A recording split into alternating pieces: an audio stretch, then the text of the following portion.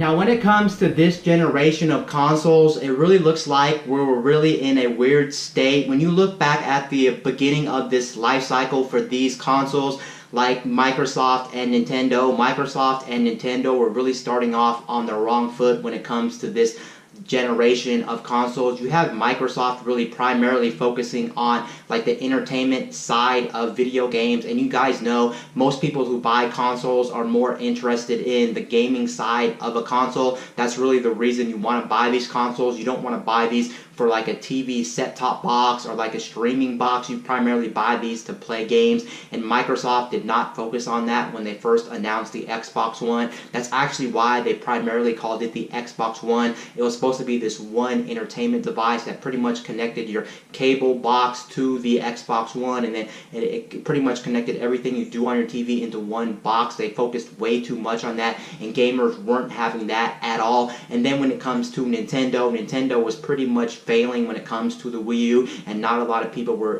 having faith in Nintendo when they made such a poor console, and not a lot of people liked their console. And then going back to Microsoft again, not only were they just focusing on the entertainment aspect of their Xbox One, they were also primarily focusing on a lot of things that gamers did not feel comfortable about.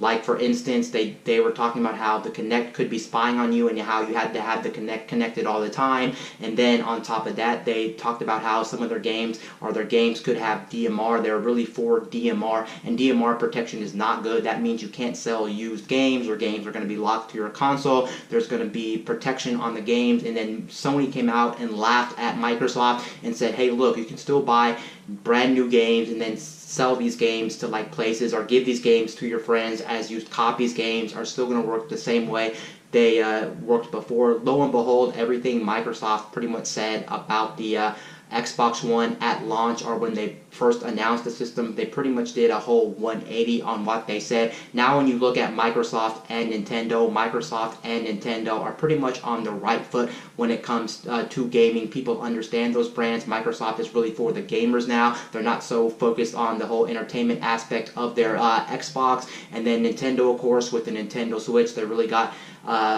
gamers' trust now, because they made a fantastic system and fantastic games to back up their name. Overall, those two companies really did seem like they really took a 180. And then on top of that, they do really have a close relationship when it comes to their two brands. Microsoft and Nintendo both love cross-platform play, and they really do support cross-platform play. It really does seem like Sony is now the one who's anti-consumer. They used to not be anti-consumer at the beginning of this life cycle, but now they're pretty much anti-consumer with things like not supporting cross-play like Microsoft and Nintendo. Also, they're doing weird practices, like, you may not even know this, but back in the late 2017, I think, they actually did released Destiny 2. Destiny 2 came out on the market, and the weird thing about Destiny 2 was the fact that that was a console exclusive game at the beginning, and then later on it was ported over to the PC, and a lot of people wanted the PC version, but of course they couldn't wait for the PC version because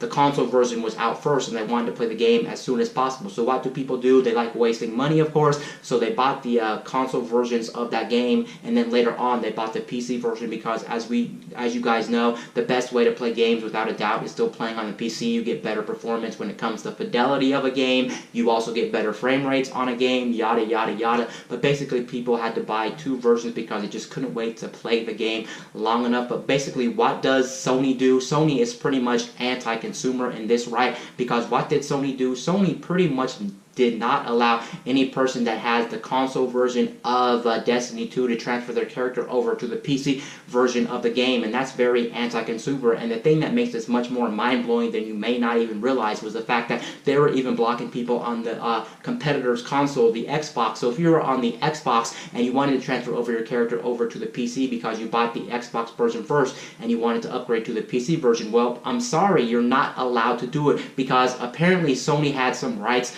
tied tied with Activision to the game, and they made a contract and whatnot. So they had, since they own the rights to the game, they pretty much owned it on every single platform, and they had the right to block Xbox users and Sony users for the Destiny 2 game, and that's got to be mind-blowing how they're even blocking out people who owned an Xbox on their competitor system. That's absolutely a mind-blowing thing, and that is a big deal. They're just flat out blocking everybody, especially if you're on an Xbox. You should have every right to put the game on, transfer your character over to the PC.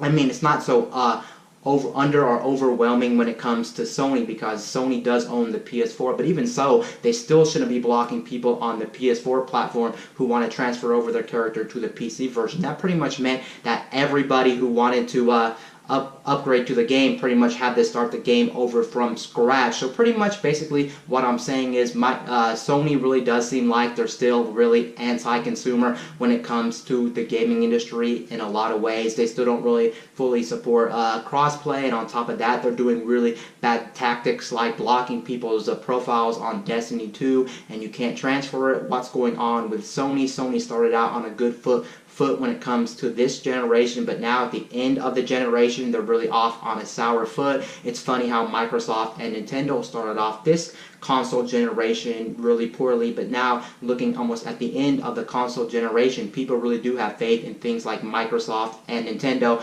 Microsoft really is pro gamer now. Nintendo really has a good system on the market, and overall the 180 is not good for Sony, especially when the next generation of consoles are right around the corner. I'm talking about maybe 1 to 2 years in the future. We're definitely going to be getting the PS5 and the next Xbox, and if if Sony is doing things like anti-consumer policies where they're not allowing crossplay, whether they're blocking certain features, it's just not a good look for Sony, especially when their competitors are so pro-gamer and pro-consumer at this point. It just flat out does not make sense. Sony, you need to stop being anti-consumer with your customers and with gamers now that you're going into the next generation of consoles. You really took a 180 for the worst, in my opinion, and some of your tactics just aren't not great. Get it together, because you don't want to be left in the dust when it comes to next generation, when it comes to Microsoft, and with Nintendo having an amazing system on the market. It's so far not looking too good for you when it comes to people trusting you